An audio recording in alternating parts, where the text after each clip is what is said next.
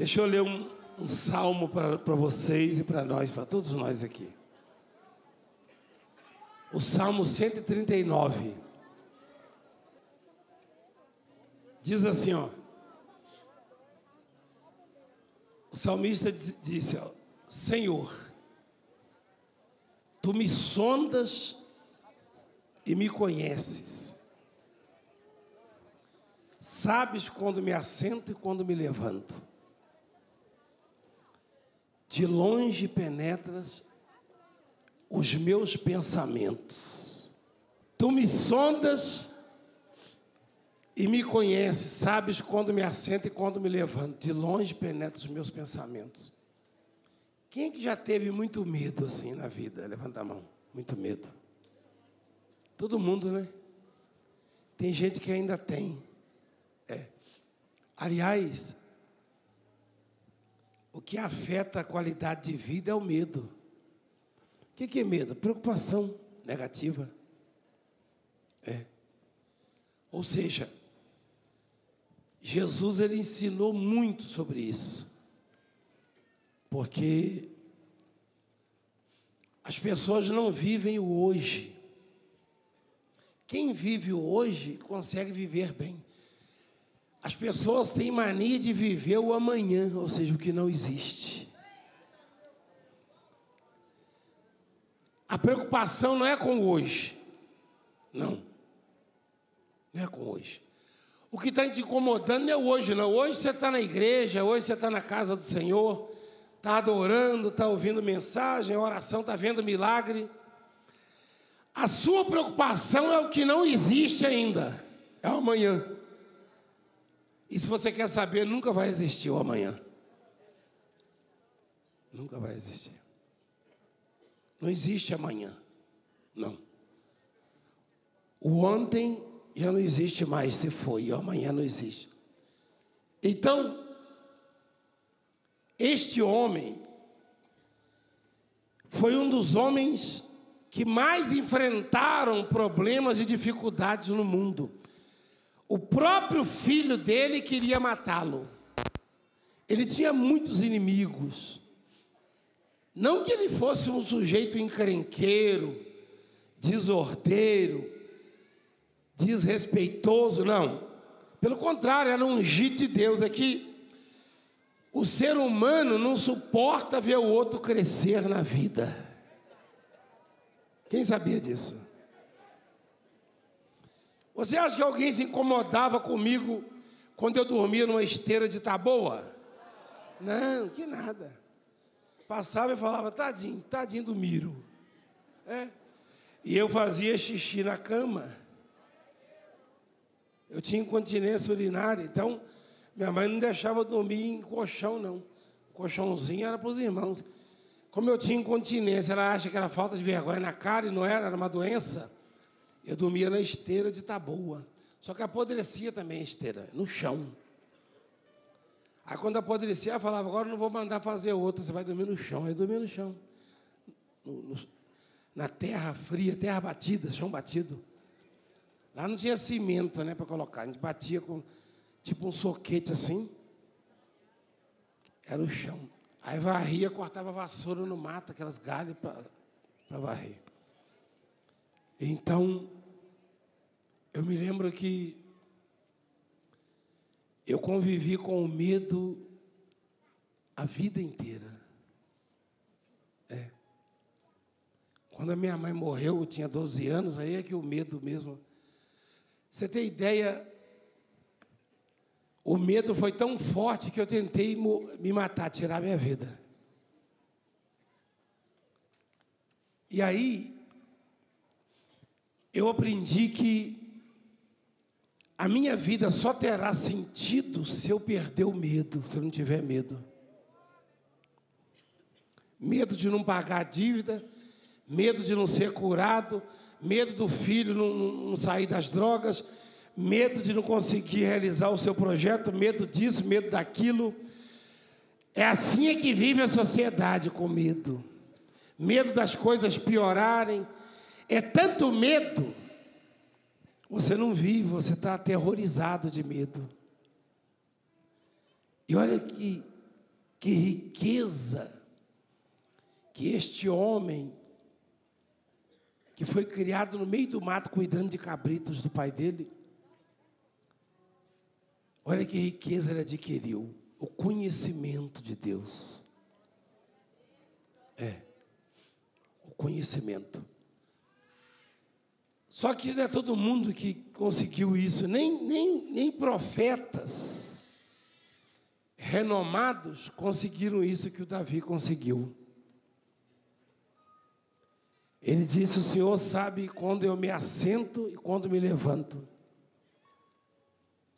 De longe penetra os meus pensamentos.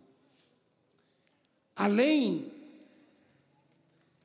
dele estar dando um depoimento acerca de Deus e demonstrar que o medo foi embora da vida dele, porque no passado ele teve medo.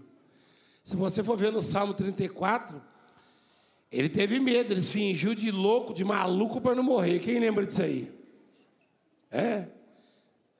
E ele disse: clamou esse aflito, e ele o livrou de todos os medos. Ele não fala isso, meu filho? Hein? Olha lá. Livrou-me de todos os meus temores, ou seja, medos. Então, ele aqui está dizendo o seguinte: se Deus sabe quando ele se assenta e quando ele se levanta, o que ele quer dizer com isso? Traduzindo, que os olhos de Deus estavam o tempo todo sobre a vida dele.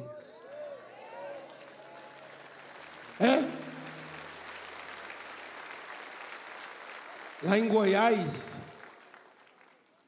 Deus nos deu uma palavra.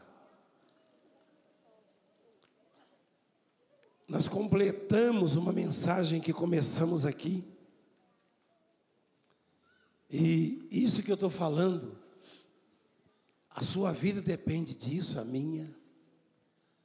Não se iluda, porque ninguém na face da terra pode mudar a sua vida. Só quem pode fazer isso é Deus.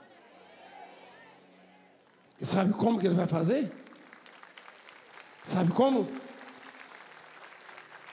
Você o conhecendo, descobrindo a grandeza, o poder dele. Aliás, tem uma passagem que diz assim: não se glorie o forte na sua força, o rico na sua riqueza. Não é isso? É Jeremias, é isso, filho? Jeremias capítulo 9. Não se glorie o forte na sua força, nem o rico nas suas riquezas. Olha lá. Nem o sábio na sua sabedoria, nem o forte na sua força, nem o rico nas suas riquezas. Quer dizer, a gente aprende no mundo que alguém rico, muito rico, está, de certa forma, garantido, seguro. Aliás, a palavra seguro já sugere isso, né? Uma garantia. Mas ninguém está garantido. Ninguém. É porque o homem ele é muito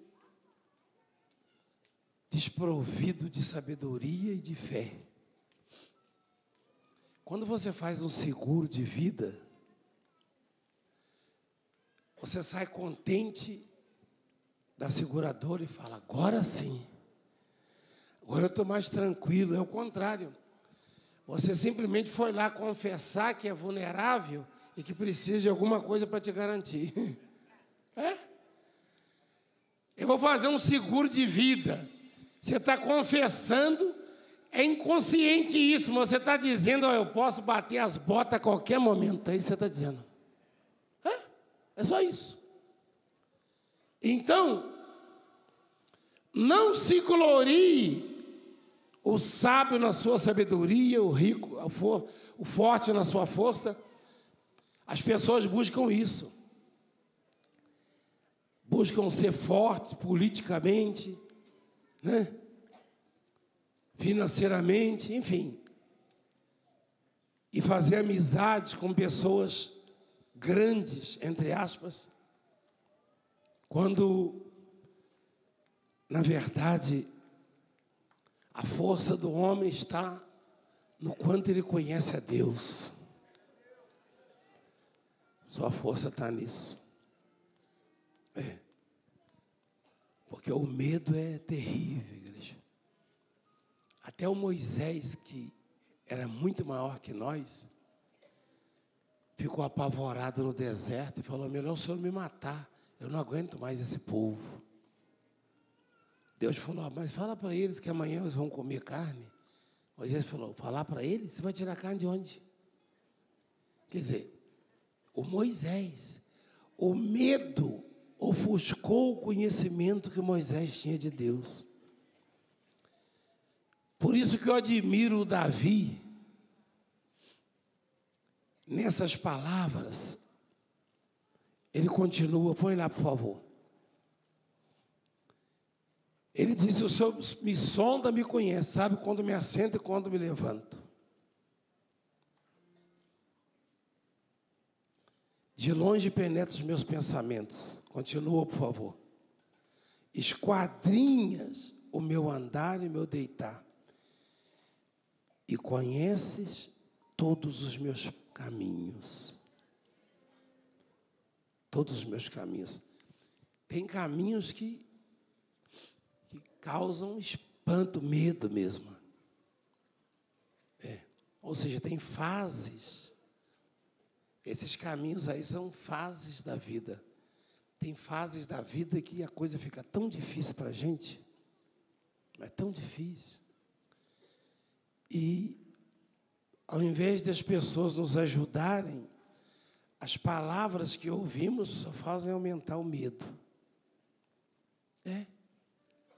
Você está sentindo alguma dor? Aí você comenta, a pessoa: ih, meu Deus, onde é? Ah, eu já senti isso. Ah, eu tenho um amigo que morreu disso aí. Eu tinha um amigo que morreu disso. Ah, minha mãe morreu disso aí. Pronto, metade seu já está morto. É o mundo. Mas aí não tem antídoto para isso. Ou seja, não tem remédio para isso, não tem conselho. Se alguém te disse que fulano morreu disso, não adianta eu chegar para você e falar: eu tive isso e não tem mais, não. Você tem que conhecer a grandeza de Deus para saber que isso que matou o seu vizinho não é nada, porque os olhos de Deus que te veem deitar, sentar e levantar vão te curar, vão te proteger.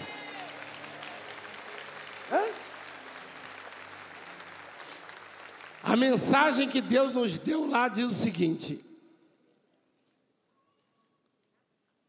as terras do Egito onde vocês estavam tinham que ser irrigadas. Vocês semeavam e irrigavam com os pés. Olha lá. Como uma horta. O negócio de horta já é antigo, ó. Milhares de anos, ó. Mas a terra que passais a possuir é terra de montes e de vales. Da chuva dos céus beberá as águas. Terra de que cuida o Senhor, vosso Deus. Os olhos do Senhor, vosso Deus, estão sobre ela continuamente. É claro que para nós ele não está falando de terra. Quem foi que fez a terra? Mas qual terra ele fez? Qual terra ele fez? A de Minas, de São Paulo, do Rio? Ah, toda a terra foi ele que fez? De Goiás? Não, porque ele está dizendo que... Ele está dizendo para aquele povo ali, ó: a terra que vocês vão passar a possuir é terra de montes de vale, cujos olhos do Senhor estão o quê? estão o quê? Sobre ela continuamente. Ou seja, ele está dizendo ali, não precisa irrigar. Eu vou dar a chuva no tempo certo e vocês vão beber água de chuva. Olha o que ele está dizendo. Olha lá. Ele fala assim, ó. Terra de que cuida o Senhor vosso Deus. Afinal, quem fez a terra do Egito? E a de Canaã? Deus também. Significa dizer que não é a terra que atrai os olhos de Deus. Deus não estava olhando para aquela terra por causa da terra. Até porque aquela terra foi a terra mais estéril que existiu. Tá? Aquela terra foi a terra que era puro deserto, foi rejeitada por Ló, pelo sobrinho do Abraão,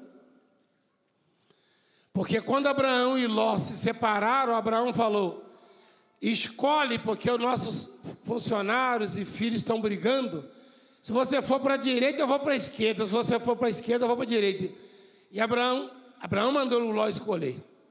Aí o Ló falou assim, eu vou ficar com aquela verdinha ali, que é a Campina do Jordão, ou seja, virou aqui, Sodoma e Gomorra, foi destruído. Aí não sobrou mais nada para Abraão, só esse deserto aí, chamado Canaã, que por causa de Abraão, Deus botou os olhos, e aquela terra virou o quê? Terra prometida, que passou a manar o quê? Leite e mel. Ah, que terra boa é aquela? Terra boa é onde Deus bota os olhos.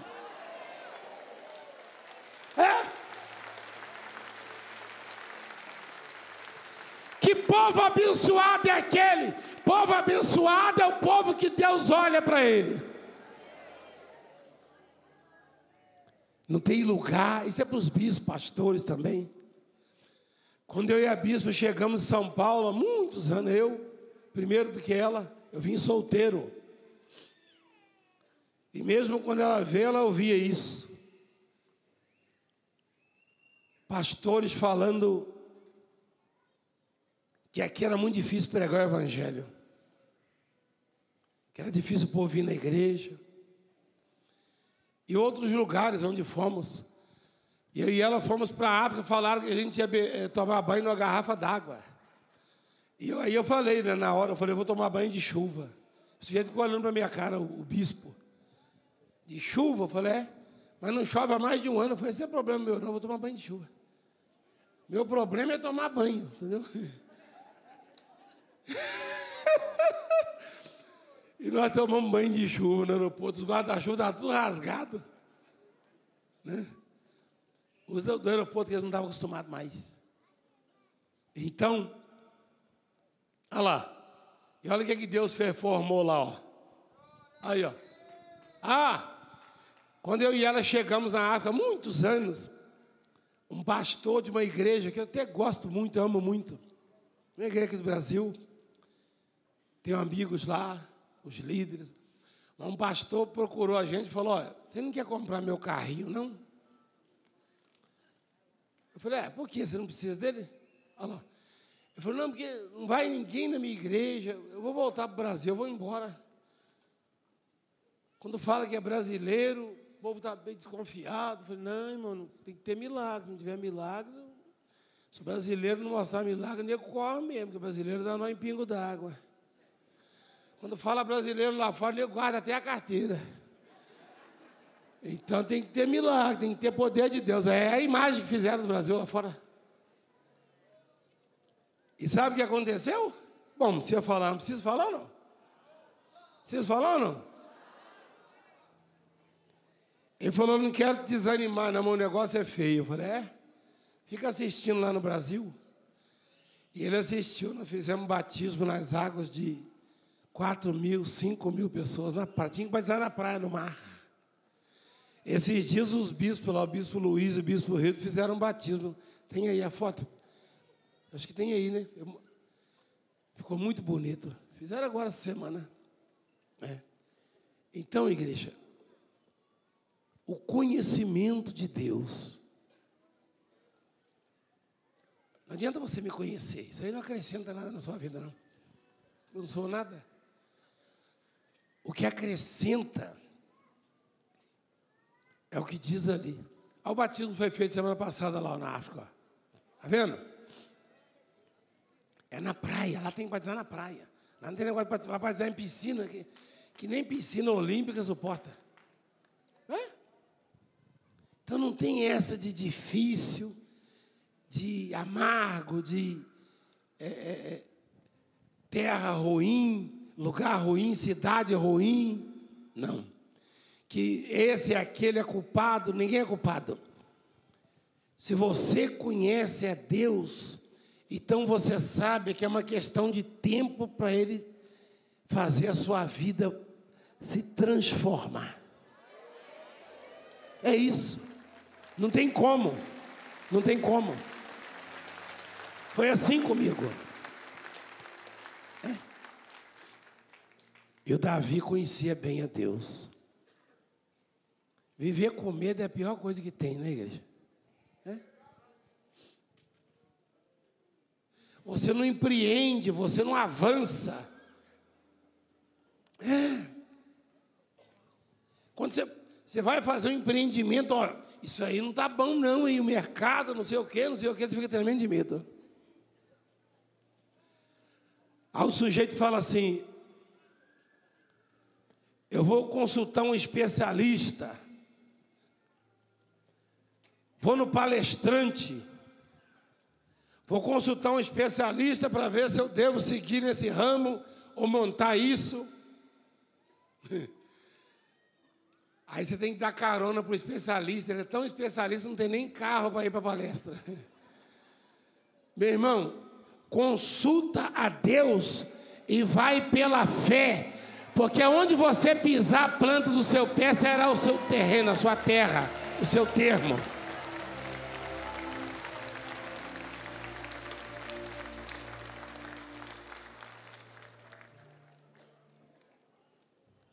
Então, igreja, por que o Davi chegou onde chegou?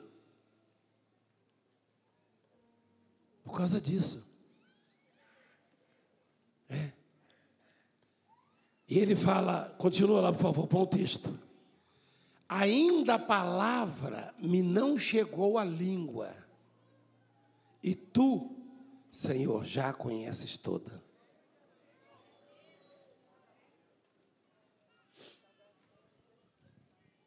O que ele quer dizer com isso? Ele quer dizer com isso que quando ele ia fazer uma oração para pedir alguma coisa, ele orava só para cumprir tabela. Rapaz, é muita fé. É muita fé. Quando alguém falava, Davi, que você não ora pedindo isso, não, eu vou orar, mas ele já sabe, Deus já ouviu, já está providenciando, eu vou orar só para cumprir tabela. Eu vou pedir só para isso. Isso é a pessoa que conhece a Deus de verdade, e Deus é desse jeito aí que ele está falando. Desse jeito. Ainda a palavra me não chegou à língua, e tu, Senhor, já a conheces toda. Tudo que eu e você pedimos aqui, ontem Deus já tinha anotado tudo que a gente ia pedir. Continua, por favor. Não deixa eu ficar pedindo, não. Tu me cercas por trás e por diante, sobre mim pões a mão. Quando eu era pequeno, a gente era muito, muito, muito pobre. Pobre, miserável mesmo. E lá não tinha energia elétrica. Também não tinha negócio de gerador. Não. A gente comprava 1 litro, uma garrafinha de querosene, para 1 mês. Aí enchia não, botava assim, sem encher, você apanhava, né? Minha mãe falava, põe querosene nas lamparinas. Sabe o que é lamparina? Quem sabe o que é lamparina? Com pavio. A gente chama de pavio lá. É um negócio de flanela, um negócio que tem que ser um tecido que absorve, né? Algodão também. Quando acendia a lamparina, quando tinha querosene, a meninada ficava tudo ali numa boa. Quando o querosene acabava, e a gente, mãe, está escurecendo, ela fala, não posso fazer nada. Não tem querosene e não tem dinheiro para comprar. E a venda fica longe também. A gente comprava fiado, né? Nós não pagamos lá a caderneta, não pode comprar querosene. E eu morria de medo, eu ficava agarrado no vestido dela. Vai escutando. Eu me agarrava no vestido dela, ela jogava no chão, agarrava de novo. Só que não era só eu, não. A meninada, uma penca também que tinha lá em casa. Aí agarrava, ela jogava para lá. Você está com medo de quê? É porque estava escuro.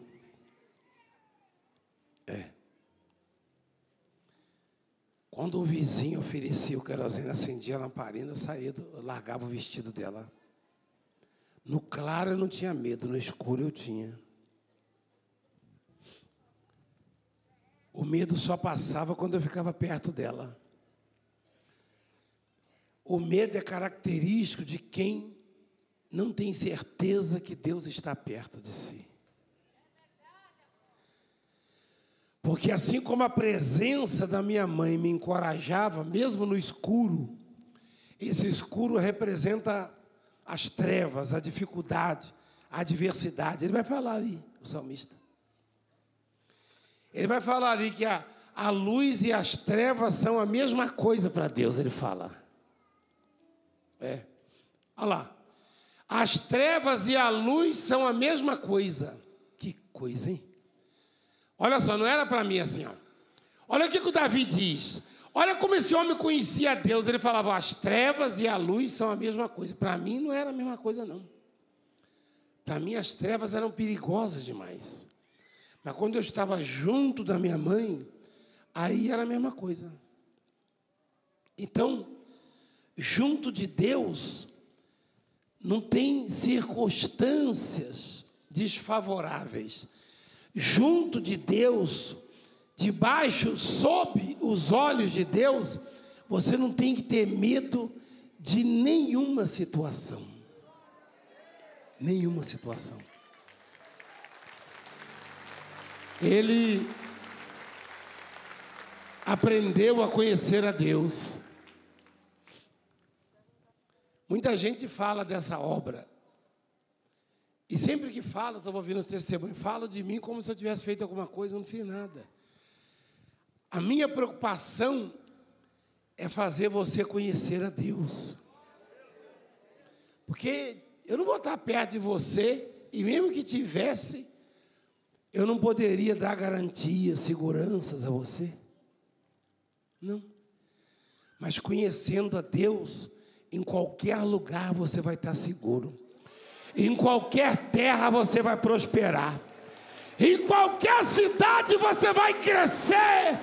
E naquilo que se propuser a fazer, você será bem-sucedido. Esse mesmo Davi aí, quando estava morrendo, chamou o filho dele, o Salomão. Muita gente fala de Salomão, que Salomão tinha isso, tinha aquilo, mas não sabe que era filho do Davi. E Davi não largou o testamento, não. Davi chamou ele e falou assim, meu filho, eu estou morrendo, estou velhinho, eu vou pelo caminho de todos os mortais. Coragem, pois, e ser homem. Guarda os preceitos do Senhor teu Deus, para andar nos seus caminhos, ou seja, anda junto com Deus. Para guardar os seus estatutos, os seus mandamentos, os seus juízos, os seus testemunhos. Como está escrito na lei de Moisés. Para quê? Para que prosperes em tudo quanto fizeres e por onde quer? Por onde quer? Então a prosperidade não está em São Paulo, no Rio, Belo Horizonte, ou Brasília, ou Bahia. A prosperidade está onde você for, porque os olhos de Deus te acompanham onde você vai. Aquilo que você se propõe a fazer, vai ser bem sucedido. Os olhos de Deus. Então, não é a terra em si, mas somos nós, os embaixadores.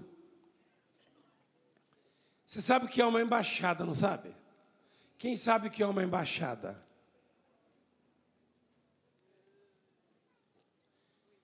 Tem embaixada de vários países aqui, né? A embaixada da Itália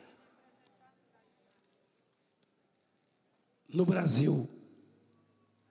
Você vai pelo Brasil, quando você entrar na embaixada da Itália, você está no território italiano. Quem sabia disso?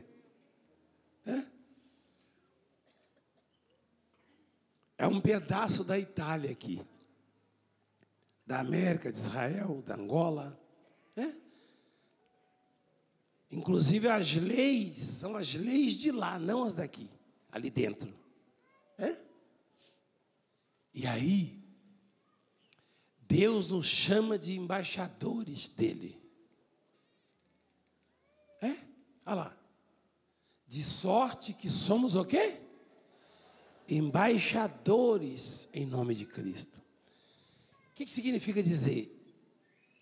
Que aonde você vai, como você é embaixador, aonde você vai, torna-se embaixada de Cristo, embaixada do reino de Deus. Onde você pisa, você leva o reino de Deus consigo, você leva a presença de Deus com você. Então não tem esse negócio que é perigoso, que é isso, que é aquilo, hein? Que é estéril, que é aquilo outro, negativo. A terra cujos olhos de Deus estão sobre ela, não precisa ser irrigada, ele falou. Só que não tem nada a ver com terra isso aí. Isso tem a ver com a qualidade de vida. Deus está dizendo, eu estou olhando para você, se você me conhecer, se você entender que os meus olhos estão sobre a sua vida, o que você fizer vai dar certo, onde você pisar será abençoado. Eu vou fazer você crescer, ele está dizendo. Ele está dizendo.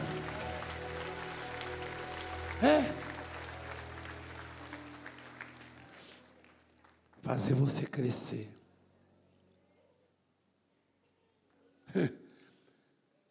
Uma vez um pastor falou para mim, muitos anos atrás, lá em Portugal não é fácil não, porque a religião não deixa o evangelho entrar lá, não sei o quê, não sei o quê, não sei o quê. Fui lá em Portugal fazer uma reunião, aí o bispo tinha falado para mim, eu peguei e botei uma bermuda. Falei, ninguém me conhece aqui não, no Brasil eu ando de bermuda, de chinelo, no meio da rua aí. Falei, aqui ninguém me conhece não, ficar mais à vontade ainda, vou até botar uma camiseta regata, né, ficar bem à vontade. Rapaz, eu fui na praça, lembra? Até o chinês, lembra? Eu falei, meu Deus, tinha um chinês lá, o chinês não falava português, e veio perguntar se eu falava mandarim. Eu falei, você está querendo demais, né, meu irmão? Mandarim não, que é a língua deles lá. Mas meu povo te ama. Eu falei, rapaz, é verdade? Ele falou, é. Daqui a pouco tinha uma fila, eu fiz a imposição de mãos na praça. Eu falei, rapaz, aqui que é um lugar difícil que eles falam? Não, eu sou embaixador dele. Você é. Você é embaixador. Embaixatriz. Você, mulher de Deus, é homem de Deus, aonde você vai, os olhos de Deus acompanham você. Continua lá, por favor. Olha o conhecimento que esse homem tinha. E era conhecimento mesmo. Ele descobriu tanto de Deus, que ele ficou assustado, igreja. Às vezes você ouve alguém orando como se Deus fosse um qualquer, ou fosse igual a ele. Você já viu como é que as pessoas se dirigiam para Deus? A Deus? Desmaiava quando o anjo aparecia. As pessoas pedir um perdão antes. Senhor, me perdoa, porque eu vou falar com o Senhor, eu vou orar. Hoje o sujeito fica ensinando coisa errada, cobra de Deus, sei o quê, Deus não faz isso. Eu vou te falar uma coisa. Esse homem descobriu tanto acerca de Deus, mas descobriu tanto, que ele falou, tal conhecimento é maravilhoso demais para mim. E sobremodo elevado, eu não posso atingir. Ele falou, eu estou bestinha que eu descobri do Senhor. Hein? Eu tô bestinha. O que eu descobri do Senhor. Porque Deus já estava abençoando ele há muito tempo. Depois que ele descobriu que Deus era aquilo tudo, ele começou... Mas como é que ele se importa comigo, sendo isso tudo aí? Se você soubesse quem é Deus, se você soubesse a grandeza de Deus, você não ia entender por que ele, sendo tão grande, te chamou e não tira os olhos de cima de você. Ninguém entende. O amor de Deus excede todo entendimento, todo entendimento. Todo entendimento. Tal conhecimento é maravilhoso demais para mim. Vamos lá. Para onde me ausentarei do teu espírito? Interrogação. Quer dizer, existe algum lugar onde eu possa me esconder do teu espírito? Ele pergunta para Deus. Para onde fugirei da tua face? Se subo aos céus, lá estás. Se faço a minha cama no mais profundo abismo, lá estás também. Se tomo as asas da alvorada e me detenho nos confins dos mares, ainda lá me haverá de guiar a tua mão.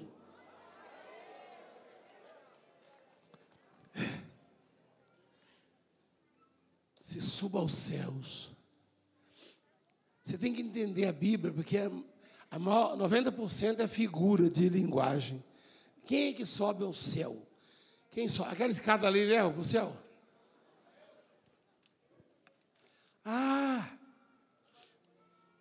Não, eles foram à lua, né?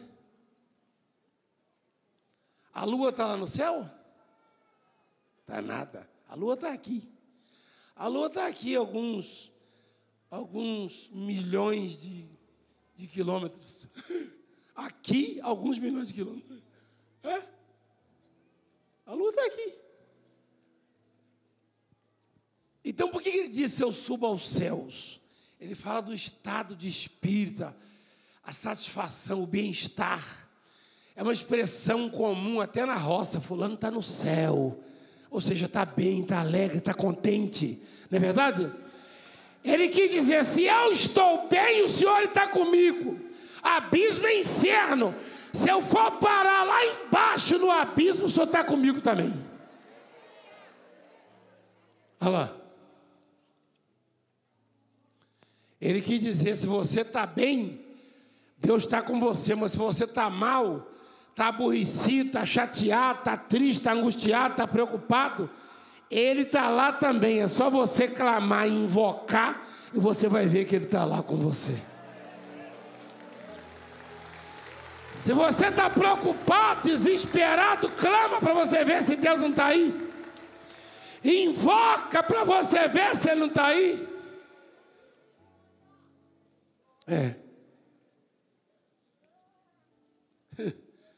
Você não viu que a maioria dos testemunhos, essa senhora aí, ó, a Maria, câncer, morrendo, desenganada, marido no hospício, conheceu um monte de igreja, um monte de religião.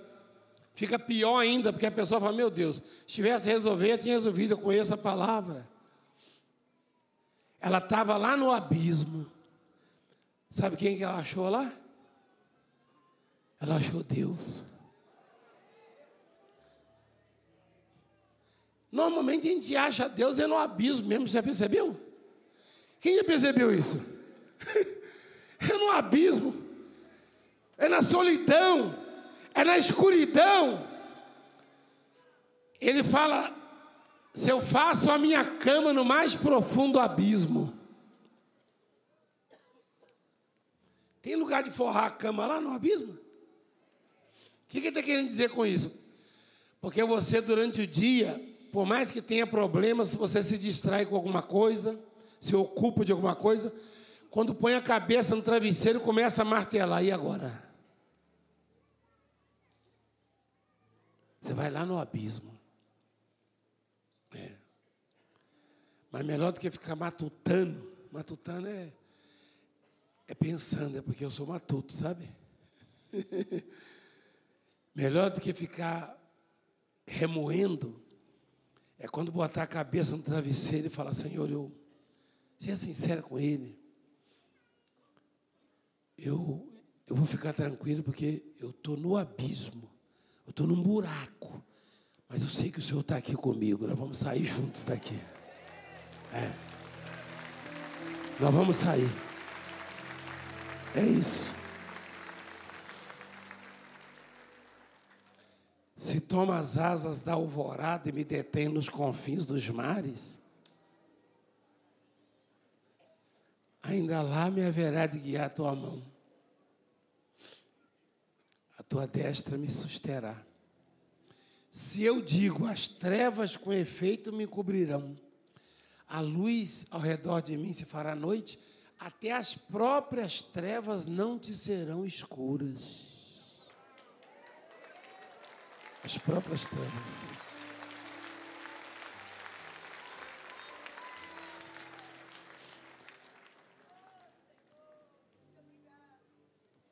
Confins dos mares. Você sabe o que é isso? É uma parte do mar onde você não vê ninguém. Você já foi no mar, mas você foi onde tem porto, tem navio passando para lá e para cá. Um dia eu estava nadando em alto mar e não vi um barco, não vi um navio, não vi ninguém. E quando eu me lembrei que o Senhor estava lá, e me apeguei forte, foi que Ele mandou 2 sujeitos para me tirar da água. Olha lá.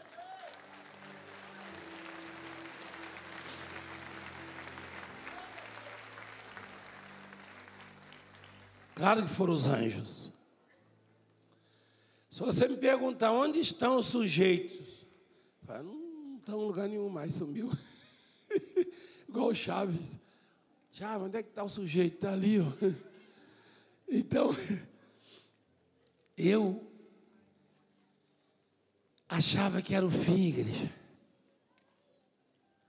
Mas ele estava lá também. Ele está aqui, ele vai estar no caminho com você, ele vai estar na sua casa. Os outros amigos que temos não podem fazer isso. Não podem nos acompanhar. Eu digo os outros porque ele também é amigo, mas ele é o amigo. Então, o Davi ele chegou a esse nível, tá? De conhecimento, a esse estágio. A igreja, ela tem crentes em diferentes estágios.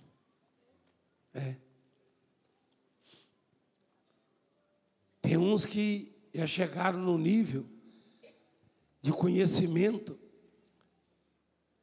que determinadas situações não mudam em nada o comportamento. Tem outros que se desesperam. De repente, você já deve ter ouvido de alguém: peraí, o mundo está desabando na sua cabeça e parece que não está nem aí. Não é? Não é que você não está nem aí, é que você conhece a Deus. Se você conhece a Deus, você sabe que Ele está vendo tudo isso. E quando você não tiver mais recursos próprios para agir e resolver, Ele põe os recursos dele, bem pouquinho, não precisa botar muito. Você falou uma coisa, alguém falou, uma mulher falou uma coisa aí que eu ouvi daqui. Ela falou migalhinha, não foi? Aí eu lembrei da mulher que não era nem frequentadora da igreja, mas eu não sei quem foi que falou para aquela mulher que Deus era daquele jeito. Que ele falou, não vou tirar o pão dos filhos, lançar os cachorrinhos. Ela falou, não, o cachorrinho só come das migalhas. O meu problema, minha filha desenganada lá, só uma migalhinha resolve do seu poder. Igreja, ele falou, tal conhecimento é maravilhoso demais. Se Satanás te disse, desiste, você está cansado, não tem jeito, Deus está falando para você, você está onde? No céu? Ah, Senhor, eu estou aqui no céu, então você está perto de mim, eu estou aqui também. Você está onde? Eu estou no abismo. Olha, não precisa gritar, não. Eu estou aqui, rapaz, perto de você. Você está gritando para quê? Para quê? Para quê? O sujeito estava dentro de um peixe. Dentro de um peixe. E sabe qual foi a expressão que ele usou? Ele disse que gritou. Tem jeito de gritar dentro de um peixe? Nem abrir a boca, dá? Então ele não gritou, é a alma.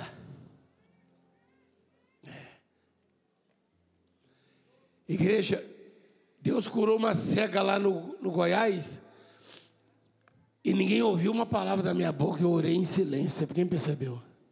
Mas eu gritei, igreja. Quando aquela mulher gritou lá do meio assim, eu quero ver o seu rosto. Eu falei, fecha os olhos e quando abrir você vai ver. Eu ajoelhei. Ninguém me ouviu, mas eu gritei, igreja. Você entende o que eu estou falando, igreja? Porque eu pedi com toda a força da minha alma.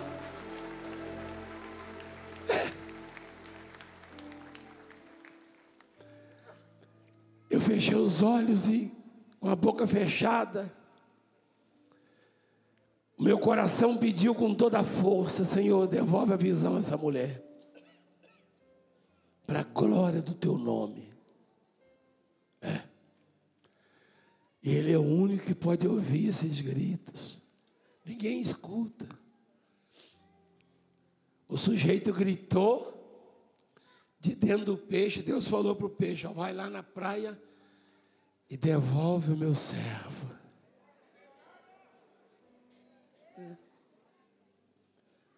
Aí daquele que desobedeceu uma ordem de Deus.